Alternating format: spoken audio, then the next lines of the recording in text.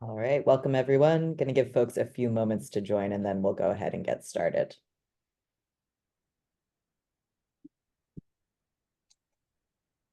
All right. Looks like we've got a good amount of folks that are jumping in already. So I'll go ahead and get started with today's introduction. My name is Bo. I'm here with the team from Acelab. We are helping out with hosting today's event. So I'm going to give a quick introduction about what we'll be discussing today, and then we'll hand it over to our speakers and our panelists to get started. Welcome to AI's growing role in manufacturer and architect collaboration.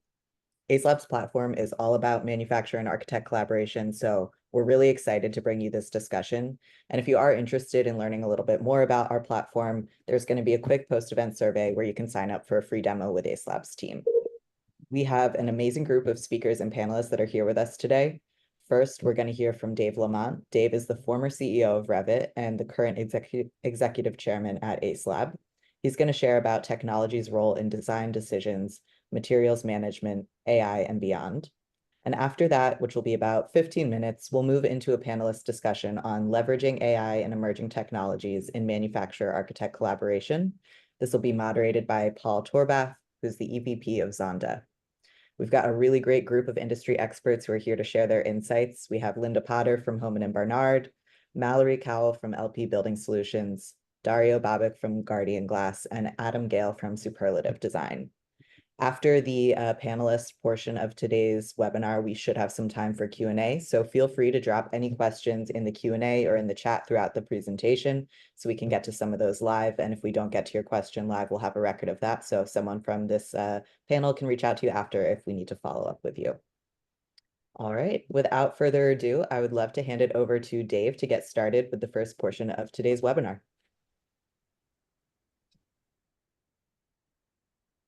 Thanks, Bo, and hopefully people can see my screen. Yep, good. Get to full screen mode. Great. Yeah, so great to have everyone here. Thanks for attending today. I am going to be talking about materials management and AI's role in materials management and a lot of what we're doing here at Acelab. I was very fortunate as the CEO of Revit quite a long time ago, I guess 25 years ago, to be part of a pretty big change in the way buildings are designed. I'm really excited to be at the forefront of another change in the way materials are managed at architecture firms, and that's really what I want to talk about today. I want to cover a little bit about the basics in AI and generative technology, and then I want to talk about sort of what's going on in materials management today. What is the state of play for architects and designers? And then I want to talk about some of the emerging technologies that we're working on here at Acelab and a new workflow that I'm really excited about that we have in an early access program right now here at Acelab, and where I think the technology is going long term. And so if I talk, if we go up a little bit, a few thousand feet, and talk about AI, there's a lot of terms floating around: machine learning, deep learning, natural language processing, generative design. What do they all mean? One of the ways I've been thinking about AI is, imagine if you could read every single book in the world, and I can ask you any question about any piece of material in that book, and you can answer that question. And that really is the potential for one of the big potentials. The other big potential is, imagine if you could break down everything you do into a set of discrete steps that were parameterized or turned into a set of rules. And by changing the inputs to those rules, you could generate new reports, new designs, new ideas. That's, to me, the other big wing in generative design and AI as it relates to architecture. So rule-based design, design optimization, recommendations, predicting performance, co-piloting, and the building of intelligent material databases. Those are all some of the big things that are happening. I'm personally involved with another couple of companies. One is called Hierarch, the other is called Augmenta, that are actually creating rule-based designs. Hierarch is creating rule-based designs of production homes and then automatically generating the sales materials and the construction documents when customers configure homes through those rules. Augment is actually creating rule-based designs of electrical layouts. Cove, another company in this space, is doing energy modeling with AI, where you can actually generate custom reports and other types of output as a result of all the information that they have in their modeling programs.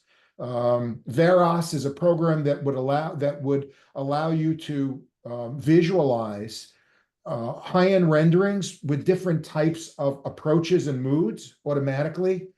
Upcodes is allowing a new concept called co-piloting, where you can ask questions of a system and then be prompted for ways to be helped to examine the data.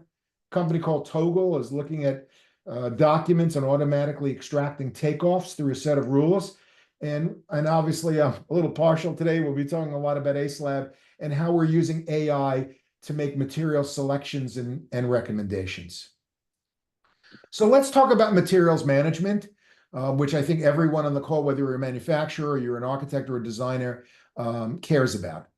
And so one of the things that has drawn me to work with Acelab, quite frankly, is the understanding that materials management is strangely a manual process. Yeah, we use computers, we use Google, and we may use a spreadsheet, and I call that kind of manual. Or we could be still using stickies, and we can have 50 tabs open at once looking for information.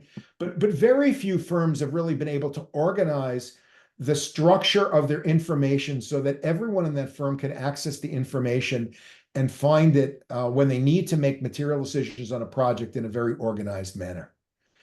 And the shame of it a little bit is that architects often need to go with what they know, with what they've done before. And this isn't because architects don't care. I think architects care deeply about making the best material decisions they can, but there's a lack of a workflow, there's a lack of resources, there's a lack of time, and there's also risk concerns about going with things that are unproven or there isn't enough information. But ironically, the architect has ownership over, in studies done by the AIA, over 70% of the decisions that are made on a project. So there's a tremendous responsibility for the architect and designer to pick the best possible products for a project. And I think we know that the greatest designs can be ruined, quite frankly, by materials that are not the optimal choices. And maybe they won't be ruined on day one, but in terms of the maintainability of the building, the long-term support of the building, can really be affected by making the wrong choices. And so I am struck by the opportunity to find a balance between standardizing on material choices that we know are reliable, that we know can work, that we know we can get delivered on time for our projects, with innovative materials or new materials that we didn't know about at the beginning of a project that can improve the aesthetics, improve the sustainability of the project, improve the performance, and striking that right balance of making the best choices of both of these areas on every project. And that's one of the things that's really top of mind for us at Acelab, is trying to help firms strike this balance. And so I'd like to now talk about a new materials management workflow and sort of talk about where AI really can have an impact for this. We're calling this concept Material Hub. It hasn't shown up in our external facing material yet, but it will soon. And what we feel is there's we need a view of materials in terms of their life cycle, from the very early requirements we get from the owner on a project to conceptual design and beginning to explore the right material choices, as well as looking at some of the standards we've used before, and then getting into more refined designs and involving our contractors, and then ultimately purchasing the materials and building with the materials and maintaining them over time. So we need a way to manage the life cycle of those decisions and keep track of why did we make these decisions and what is the result of these decisions so that the next project that we do can have a better outcome. So we're focused on three big areas right now that we think can have a major impact on increasing the efficiency and the effectiveness of material decision-making for architects and designers. The first one is centralizing knowledge. Everything that the smartest people in the firm know about materials, what if we could centralize it? And what if on every project, we can advance that knowledge and everybody had access to it? What if we had a central location to make decisions about the material choices that have to be made for every project, where we can get our recommendations from experts, where we can optimize for the right criteria, whether it's price, whether it's lead time, whether it's sustainability. And then how can we automate some of the documentation we create so we have more time to spend on value-added tasks around research and design? So the first area that we're doing here, where we're using AI at Acelab, is we're building firm libraries. And I'll get to what's in the firm library in a second. But what we're doing is we're actually asking our architects for 5 to 10 drawing sets. And then we're using AI to essentially crawl through those drawing sets and create what you're seeing here is a list of various product areas and manufacturers that are their standards on those products, on those projects. And then as a next step is we automatically load that information into a firm library of standards that's now going to be hosted in Acelab. And this is really exciting because now we know that we used a specific product from a manufacturer on a specific set of projects. Stakeholders can add comments in about how the product performed, how the manufacturer performed. We can have reference pictures. We can have BIM models. Or we have the rep name that we need to communicate with. And now everyone in the firm, whether it's the newest person in the firm or a remote person in the firm or an expert in the firm, have access to this growing base of institutional knowledge that can then be used as the basis for making decisions on the next project. The next thing we're offering is a planning specification tool. We call it Spec Planner. And what it is a list by CSI categories of all the items that you may need to specify for a given project. You'll eliminate the ones that aren't going to need to be specified. You'll focus in on the ones that do. And now you have like a roadmap, like a to-do list of, hey, these are all the things I've got to specify for a specific project. And then you can automatically load out of your library from the slide before the standards that I want to use as a starting point. And then I know what I'll be left with to do some innovative research on the Acelab platform to find the other items. Now, what we're adding also, and it's super exciting because I've begun to see some demos of this with our partners and with our engineering team, is we're adding natural language processing into our system so that today, if you're familiar with Acelab, we have these visual searches that try to guide you through all the things you need to think about to get to the right product or the right recommendation, or you can ask one of our experts that are on the screen for a recommendation. But we want you to be able to ask the system, to have a conversation with Acelab. We need impact-rated windows for a 3-story Florida beachfront home in Wind Zone 4. Please consider these things. Any recommendations for me? You're now talking to Acelab. And Acelab says, got it. I'm assuming impact rating is important too if you're in Florida.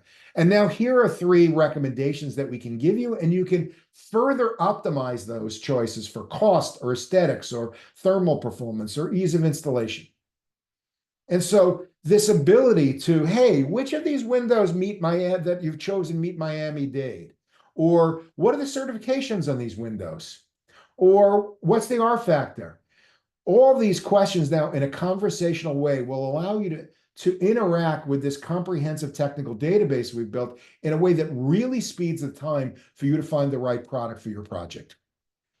And then once you've begun to shortlist products, you can compare them. And then we give you an area to keep a record of the decision-making process. So people on these schedules that we're creating can show you whether you've approved them, whether your client has approved them, whether it's pending. And then you can share views of these schedules with your contractor, with your manufacturing partner, with your client, so that everyone that has to weigh in on the decision can collaborate in real time and help you get to that decision quicker, so that you can then lock that in to a schedule as documentation on an ongoing basis. That's a record for you that you could either print out directly from this or send over to Revit as a call out, so that you can maintain all of this in one place. So what we're trying to do is to help you provide, if you're an architect on this call, a way to make your decisions about materials in one place. And then through the platform here, connect to manufacturers as you research them directly in one place and coordinate the decision-making and the documentation of those decisions. So with that, I think that this type of use of AI technology, as well as a workflow, can save architects a tremendous amount of time. It can reduce errors, but more importantly, it can connect you to the right manufacturers more rapidly and help them to provide you information when you need it at the right moment in time. And allow the knowledge of the platform and your own library to increase every day, so that all of these technical attributes can be kept in mind and recommendations can be made to you in a way that would be impossible for one human being to keep in their mind at one time. So that all the things you need to do around trade-off analysis and sustainability and client satisfaction is improved on a project-by-project basis. If you're new to Acelab, log in and try it. One of the most, I think, disruptive things we're doing is that it's free. There is no charge for architects and designers, because we want to make you as productive as possible in the management of material decision-making as possible. So with that, now is a great time for me to stop talking and hear from people that are using our platform or involved in making decisions about how they work with architects every day. So Paul, let me turn it over to you.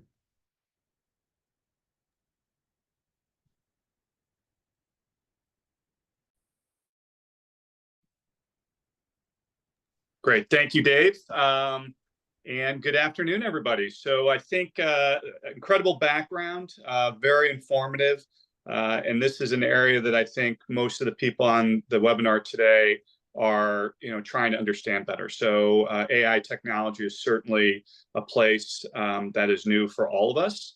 And I think what we hope to accomplish today is to give you a little better understanding of how AI technology is really impacting the AEC community, and a lot of the areas for architectural design, materials management, and a lot of areas that we will discuss today. So what we hope to do next is really take Dave's presentation and bring it to life from a building product manufacturer or BPM standpoint, as well as how collaboration can work with BPMs and architects. So I'm thrilled to have a great panel with us. So I think everyone's aware of who's on the webinar today, but I want to take a moment and have each panelist basically give background on who they are, what their company is, their title, their role there, and how they're currently going to market. So I will start with Mallory. So please introduce yourself. Yeah, thanks, Paul. Good afternoon, everyone. My name is Mallory Cowell. I am with LP Building Solutions, also known as Louisiana Pacific, if you're familiar with us. I am the National Sales Manager for our multifamily team. So I lead a team that has both a pricing and a sales function with the quote desk and also outside national account managers. And the national account managers are, as we've kind of built and grown our team and developed relationships, more and more interacting and seeing the need to have interaction with the architects and specifiers that are working with the developers that we're calling on. LP manufactures two different categories of product. We were the pioneer a little over 50 years ago in oriented strand board, which is OSB sheathing. So we manufacture both commodity and value add OSB products. And then we also have our LP Smart Side engineered wood trim and siding product. Awesome. Perfect. Thank you, Mallory. Linda? Linda Potter, and I work for Homan and Bernard. Most people kind of know it as H&B, the masonry accessories or anything that holds a rain screen facade onto a superstructure. I manage our architectural team across Canada and the US. There are currently 4 of us who primarily just work with architects, of informing them on the innovative solutions that might exist to help them with some of their structures and putting those exterior facades together. Perfect. Thank you, Linda. And Dario? My name is Dario Babic, and I'm with Guardian Glass. I've been in glass and glazing industry for 24 years. And the Guardian is one of the largest glass companies in the world, Michigan-based. And I'm responsible for Americas. And our go-to-market is kind of a combination of all. We have a team of about 20 architectural reps in US and Canada, but we have similar teams globally as well.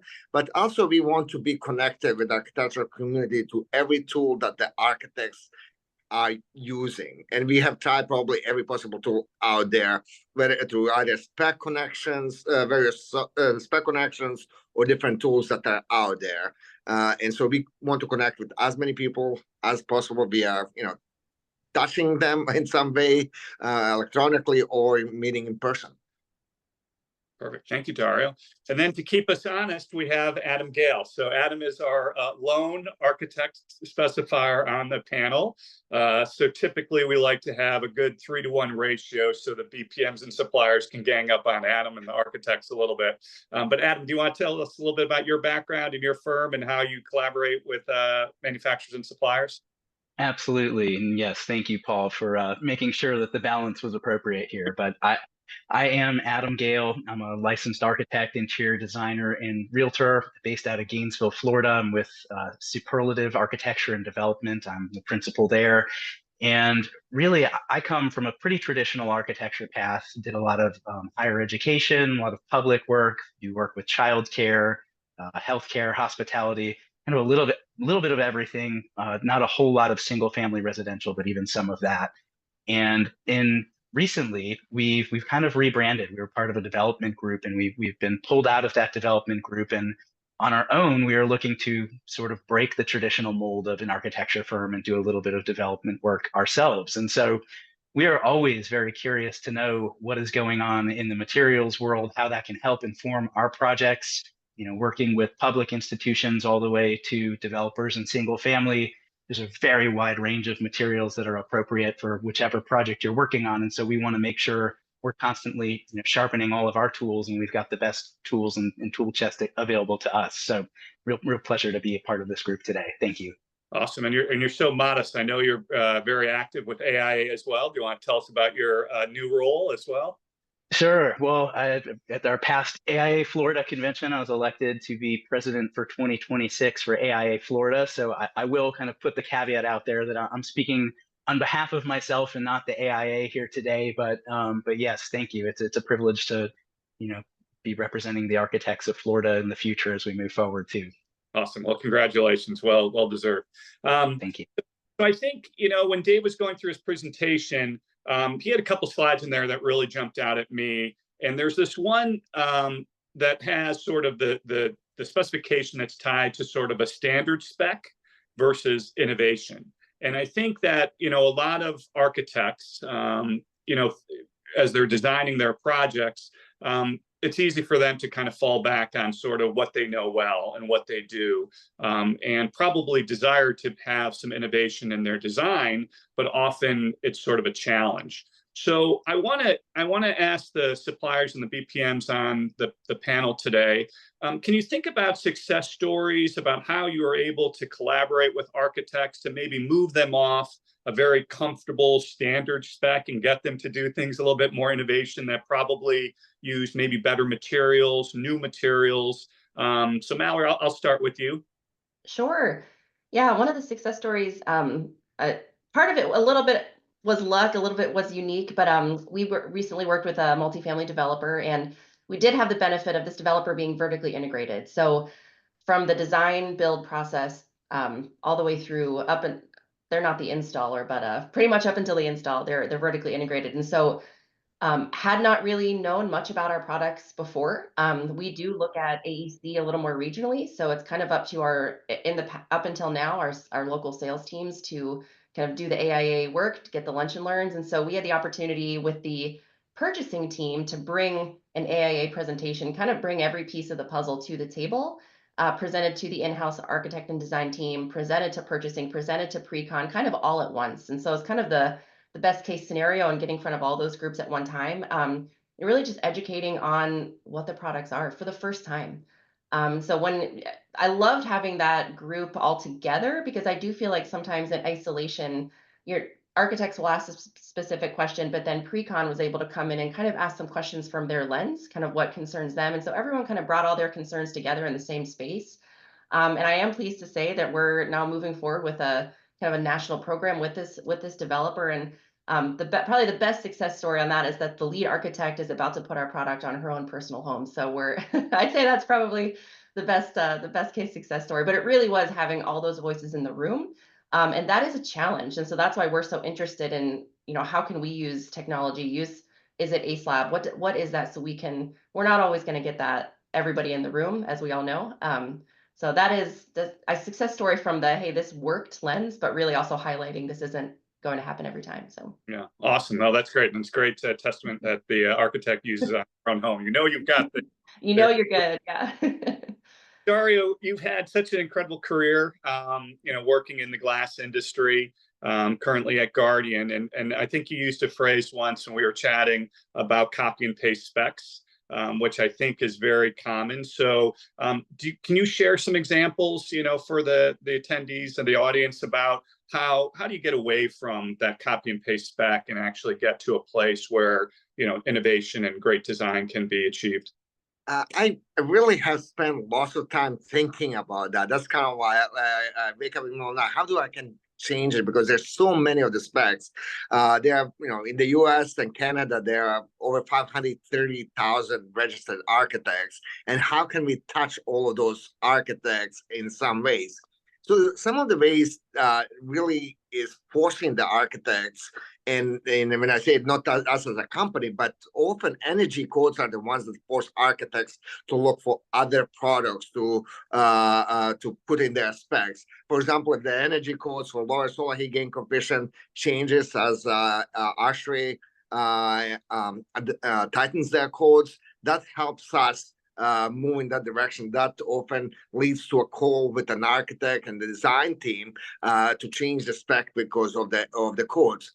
Another good example where we were very successful in connecting with architects in New York City. New York City in 2020 passed new bird-friendly legislation, and that led to lots of developers, architects were disconnected from the market, and that helped us connect with the whole New York City architectural community because we provided them with the right solutions in those areas.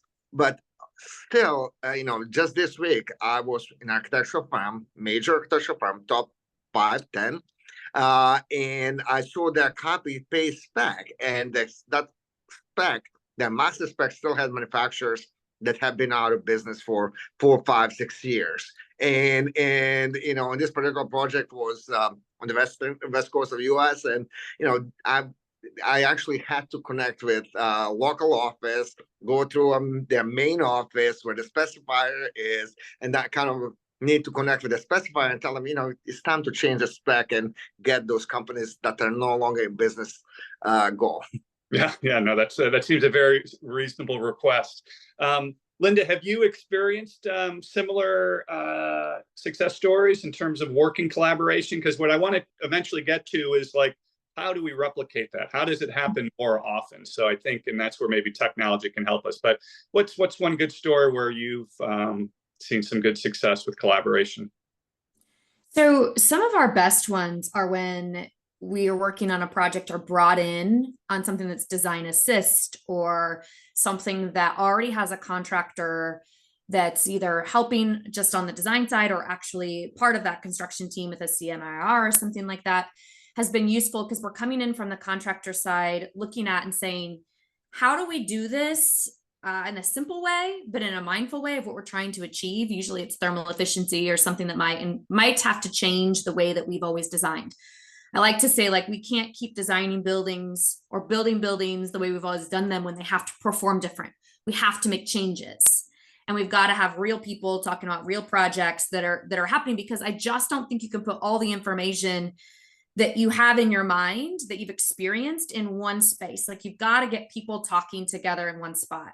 And you really have a hard time selling a new system that doesn't have the longevity or the history or the like, no trust factor of the design side, as you suggested earlier with risk, unless you have a contractor on board that also is saying, yes, I think this will work. I've experienced it here before. I've worked with it there. That I think those two things, if we bridge that gap from design to contractor, that seems to always get lost in translation. If we can get everyone talking through, here's the 3 different ways it could go. Here's the pros and cons of all of them. What matters most? And what are you all thinking? And how do, I really tend to think that as these buildings get more complex, we've got to keep things simple if we're going to get them done well, so that they do what we say we're going to do. That we kind of look at what's the least risky spot to go, and how do we kind of get in this neutral ground. So those are the most successful when we get everybody in the room together. Yeah. I wish it could happen every time, but it feels as though it's few and far between. But I think that's the goal, if I have one, of what works best. Awesome. Perfect. Yeah. And Adam, from your seat, I mean, obviously you're nodding, you're listening to Dario, Mallory, and Linda, and certainly Linda's comments, I think, are really accurate in terms of where we hope to see collaboration go. Have you seen, like, manufacturers who are doing a really good job, keeping you informed, getting you the information? Talk to us a little bit about kind of what's that perfect relationship with a manufacturer, and that can help you take that design from being standard to maybe a little bit more innovative. Yeah, absolutely. I mean, I think everybody's really hitting the nail on the head here too. So much of this is about education. I think from our standpoint, we want to make sure, first and foremost, that the health, safety, and welfare of the occupants of the building are taken care of. And then, from there, I think we're always looking at a little bit of, through a risk lens of, what's my liability in this? We need to make sure, water stays out of the building, that we've got proper warranties and things like that. But kind of once we've hit those baseline check boxes, so much of it is about education, just as everybody said here, and, not just to us as the specifiers, but to our clients as well, to our owners, to our, facilities managers who are going to be operating these buildings over time. It's not just what's the upfront cost and what does it look like, but it's, how is this going to perform for the next 5, 10, 25, 50 years? And so, you start to layer in all of the information from a wellness standpoint, a warranty standpoint,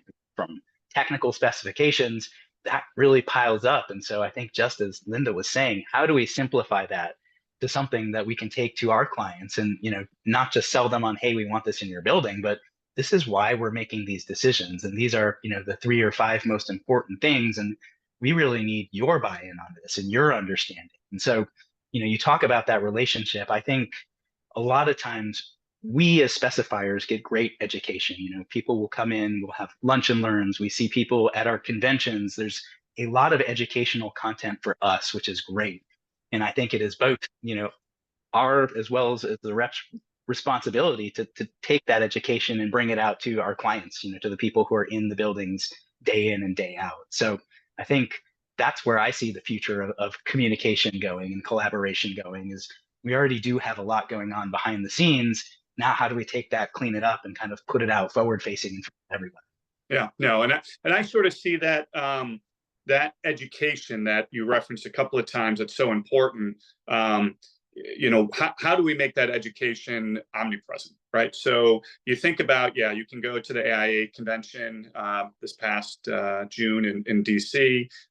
You've got the lunch and learns, which certainly during the pandemic, we saw a reduction in the face time of suppliers doing those lunch and learns to today. And so where technology, I think, has really changed the ability to communicate and educate is significant. And so, as technology continues to improve and tools are created to make it easier to get the information pulled, that's going to be, a huge, huge bonus for the industry. And, Dario's example of, companies that are no longer in business still getting the specification, it doesn't surprise me at all that that occurs. I actually hadn't really thought about it much, but that's an issue, right? So I think what Dave had talked a little bit about are, what are kind of the workflows to make it seem like we can help architects, and I always think of sort of the suppliers, get there. And so this idea of a material hub, being able to access information, comprehensive information, and using, new technology like AI is significant. So, Linda, can you share a little bit about sort of how you think about this and how technology might be able to simplify it? I think you mentioned a couple of times that, you got to make this simple. Do you see technology playing a key role in that? So I was thinking about this in terms of, what are we currently using, what's going well and what's not going well, right? So I think of,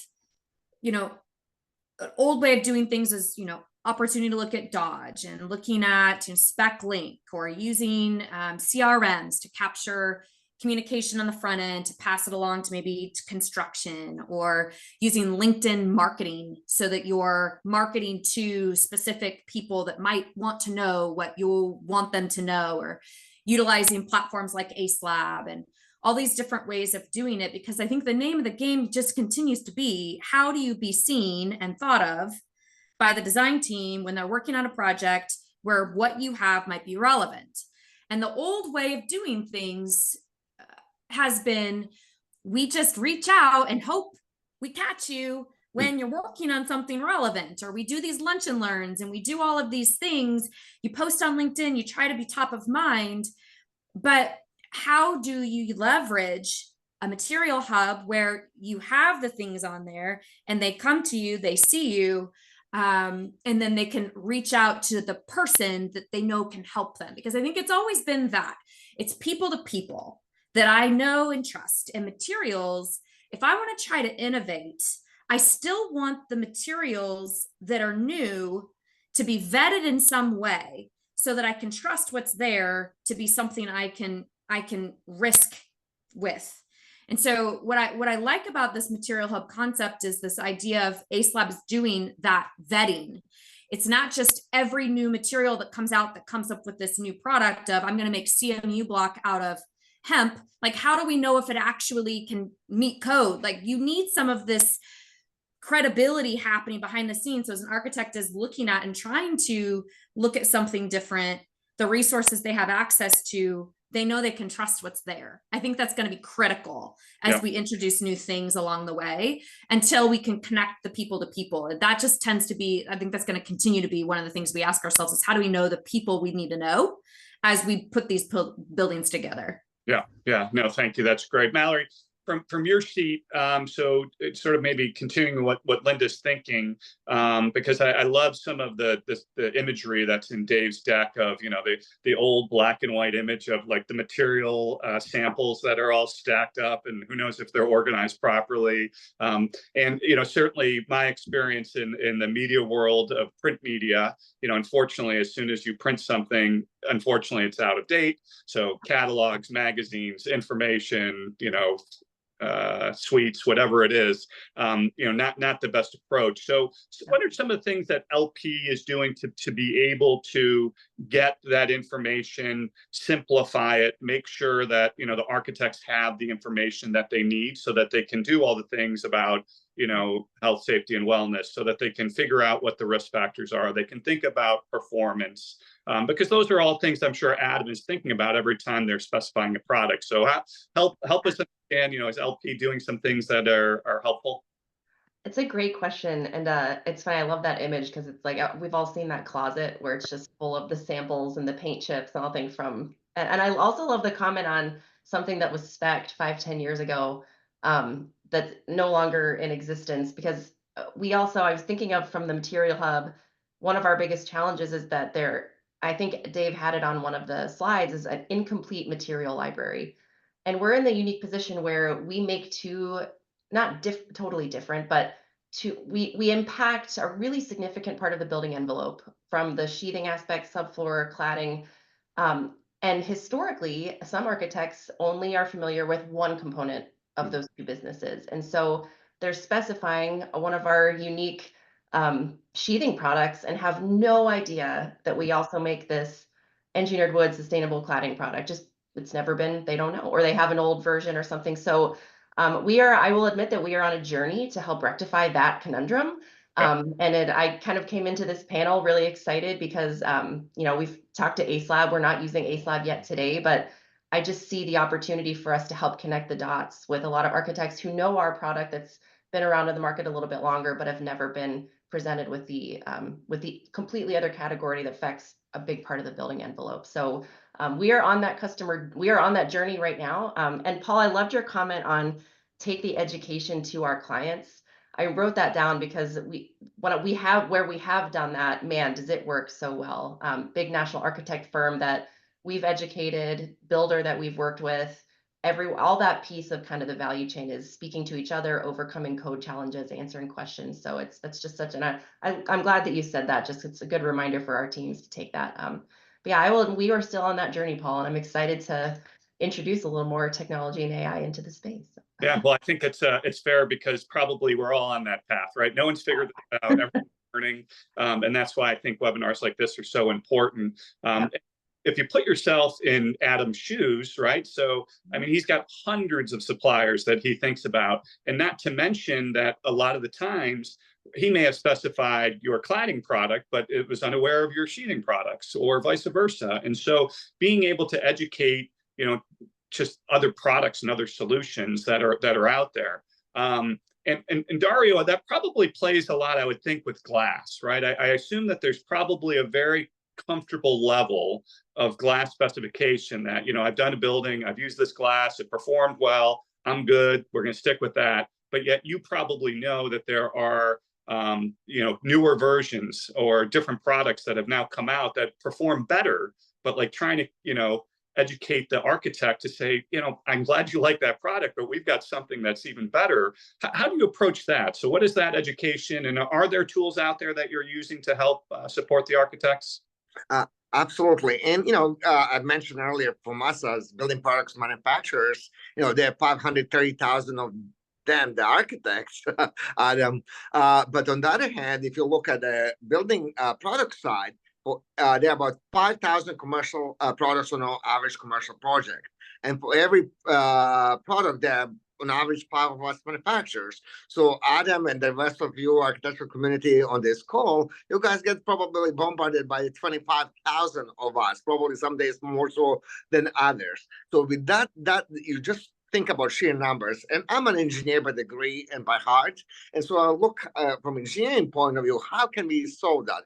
And I've been blessed in Guardian, and Guardian is willing to invest money in resources in what it takes to connect with our customers. So over the last several years, we made our website, and that's one of the biggest things that I hear from architects on a daily basis. Your website has to be useful. I know we sometimes ask you for logins, and you cannot remember all the logins for different websites. So starting with our website and creating a knowledge hub, all glass related, from presentations to questions about sound, solution driven approach. And even like we have a performance calculator where you can use our glass or our competitors' products and become like Android of the glass industry, and hopefully you create a brand preference for Guardian.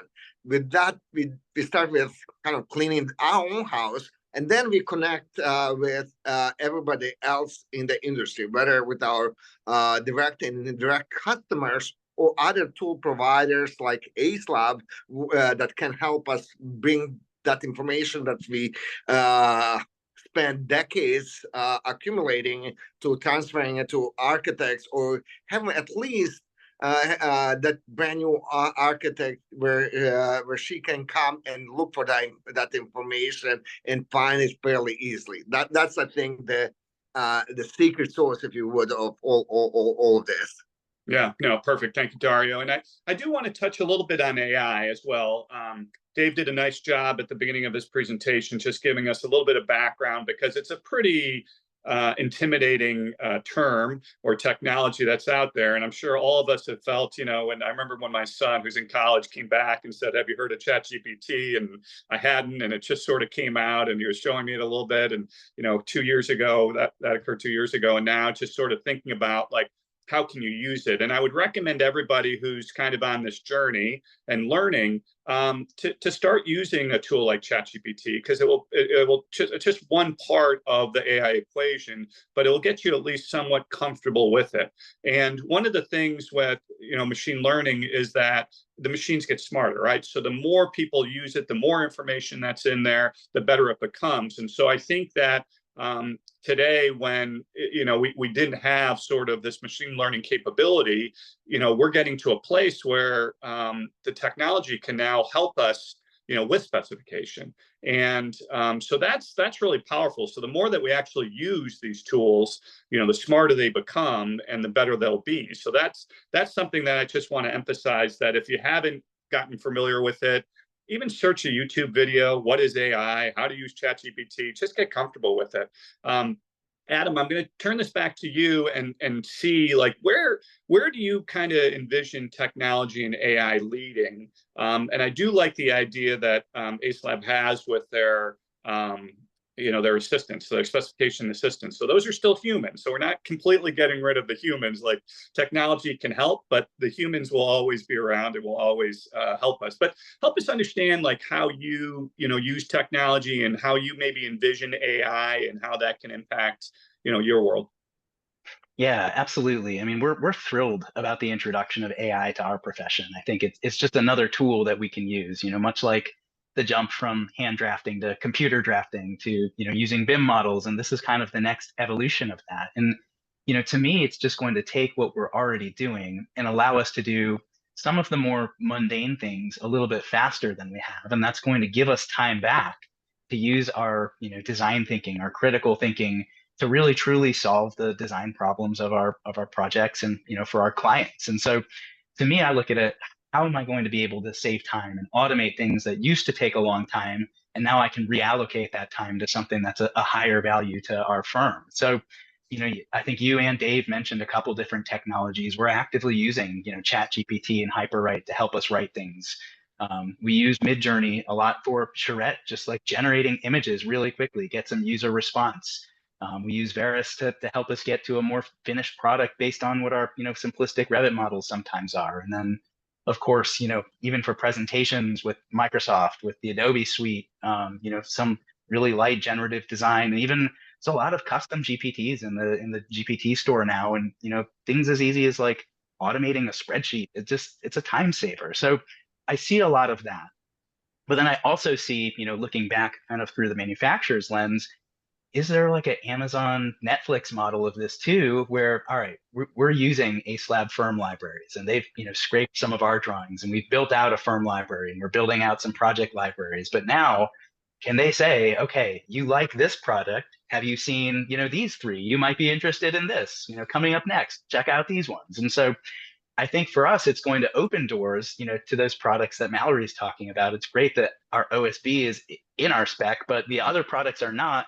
That's going to tell us, go look for these, because they offer those as well. And so I think we can pull that through, out to our owners. I think we can, use it to educate our own staff. And ultimately, we want to save time. There are some things, we talk about the copy and paste spec.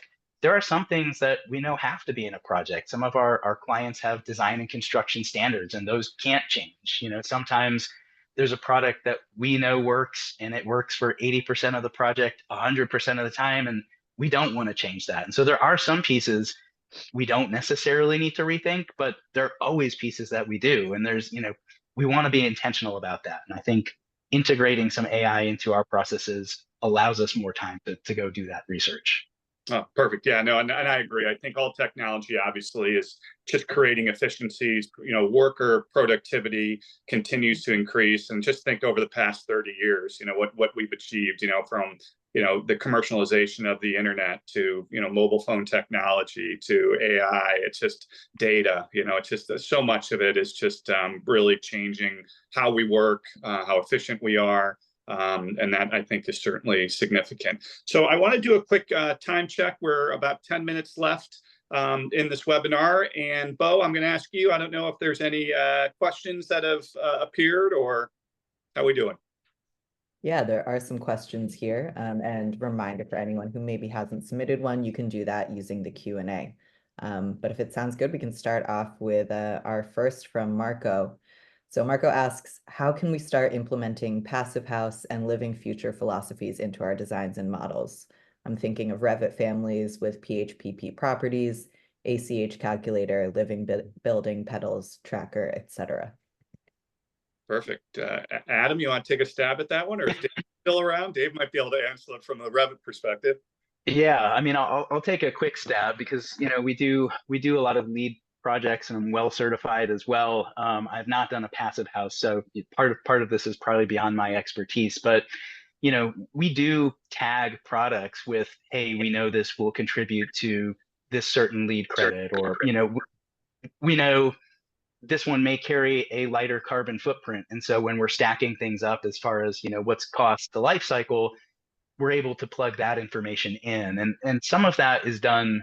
A lot of it is done manually, quite frankly. We have to tag it, and then it goes into an automated database. If it's going to be in a Revit family, to run through some sort of simulator that's going to give us an output, that's something that, as of right now, we have to enter manually. But that's definitely something that we like to keep track of, so that we don't have to go back to the drawing board, or say, we have a junior designer who's working on a similar project. We want them to know what those products are, so that they're not having to do all this research and kind of figure things out the hard way if we've already figured it out. So I know that's very surface level, and Dave, feel free to jump in if you've got kind of a more technical answer there. Well, I don't know a more technical answer, but there are certain things we're trying to do to help this, which is the firm libraries that we create can all be tagged essentially by project types, and the products can be tagged. And then we allow you to create a custom view of that. So if you want to see a view of the products are used on a specific type of project with all the technical information that goes along with those products, that's there. In the first quarter, we're going to be releasing carbon information on every product. And giving, ultimately then there'll be some ways to calculate that in the system. And so we're trying to give you tools, more technical information about the products, and then tools to centralize that information around the types of projects that would need it, so that now you've got a good starting point to get the information that's available to you all in one place. Yeah, and I know that we were doing some work a couple of years ago on sort of decarbonization, and that is, I'm sure Adam can attest to this, is a huge thirst for information in terms of what is the carbon footprint of these products, especially performance of structures like a passive house. Great, we know we can manage the operational carbon, but when you get into kind of what's the carbon that goes into products, that becomes a big question. So hopefully, Marco, that answers your question, at least gives you some more information on that. Bo, you mentioned 2 other questions that are out there. Yeah, we've got some others. So this one's a really interesting one. So it's kind of a 2-part here. One, how can AI assist in creating some more sustainable and environmentally friendly building designs and product selections? And how do we think about balancing these potential gains with the environmental concerns of the technology itself, given the fact that it consumes high energy? Yeah, well, I know I was actually just having a conversation this morning with Joe Wheeler. He's a professor at Virginia Tech. He's an architect. And he was telling me about a new technology a friend of his has created, where it looks at, using AI to figure out how to actually site the building on the land. And so top of mind, I know that there's probably more tools that are out there, but you can think about that. And if we can move to, electrification, And so using renewable energy to generate power, so solar and wind and others, certainly, hopefully that can reduce, the high demand, energy demand of, all these different centers that are out there, the data center, storage centers and those things. I know they're big consumers of power. Dara, do you have an idea here? Yes, a couple of things. Marcos and the second question are very related, in my opinion, especially with glass and building envelope products. So there are two components. One is operational carbon, and one thing, earlier we were talking about copy-paste specs, especially for national firms. They're using the same products or trying to use the same product across all the climatic zones. For passive house, it doesn't make sense to use a product that has a higher U value, lower U value, and higher R value. You want a product that matches the climate. So the first thing, the easiest thing, in my opinion, is let's first address the operational carbon. Use the products that are the most appropriate for the climates. And I think on places like our websites or Acelab, you have access to that information where you can do that.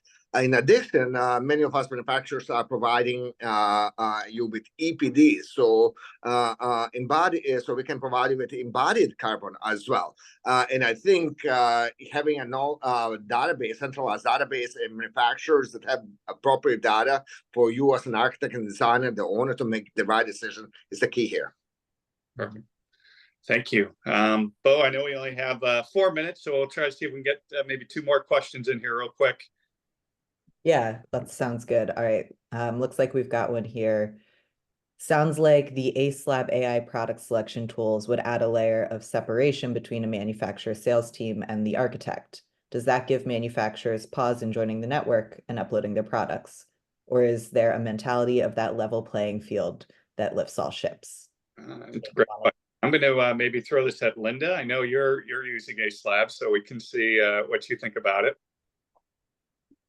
I don't know. I've spent a lot of time thinking about that, but there is that level. So I think it's meant to be an introduction, if you will. So not a layer keeping you from people, but more of this is what you suggested that you're looking for. And we've spent the time knowing the manufacturers and what they're good at and what they're not, and where that I think that it's more of I'm just going to call it that, an introduction than anything else, because I think they're going to streamline you to the right people that can help you with the right response on that, based on their experience of how they know that company and where they thrive and where they might not. Yeah. I mean, let me add something to that. I think that our goal is to have hundreds of thousands of projects in the system. We want to be the place where material decisions are made. And so that our hope is that we know of so many projects you'll never know about. You will never have access to them, no matter how big a sales force you have or how much you advertise. And so we want to make the connections that are best for you and for the architect. And we want to maintain a level of transparency. And, we'll introduce people to the architect that don't pay us. We're not only going to do that. When a partner that is paying us is a great match, we of course will make that connection. And then we want you to be able to educate them. But we want to find you the best matches that really fit your differentiation. And we want our technology to reveal your differentiation. So if you've done a lot of work in sustainability or in aesthetics, whatever it may be that's your specialty, we want the architect to be able to find you, because we've assimilated that technical information in a way that makes it easy for them to find it in a way that would just be too difficult for them through normal means. And ultimately, in the end, find more business. Yeah. And for the architect, better choices. Yeah, and I think coming from our seat at Zonda, being a legacy media company and data company, we find that the more information and content that you can deliver to the industry, the better, right? So you never know what an architect is thinking or needs or wants, and so more matters. And so I think that that's something to be able to get your information easily and simply into the hands of the specifiers is ultimately going to lift. I like the expression at the end of the question, lift all boats. So I think, Bo, we're on time here. So at 2 o'clock, so I apologize that we can't get another question in, but certainly if you do have some specific questions, feel free to reach out. I think there's a QR code or there's some way to communicate back. And I do want to thank our panel. So Mallory, Linda, Dario, and Adam, thank you for taking time out of your day, help educate us a little bit. I hope that all the attendees can at least walk away with a couple of things that they learned, and hopefully just continue to move the industry forward in a positive way. So thank you. So Bo, I don't know if there's anything else that we need to close. Yeah, no, that'll do it. Thank you everyone so much for joining us today. If you do have some time to leave some comments, any additional questions on that survey, that'll pop up as soon as you head out from today's webinar. Awesome. All right. Well, thank you, Thank you everyone. very much. Thanks, Bye-bye. everyone. Thank you.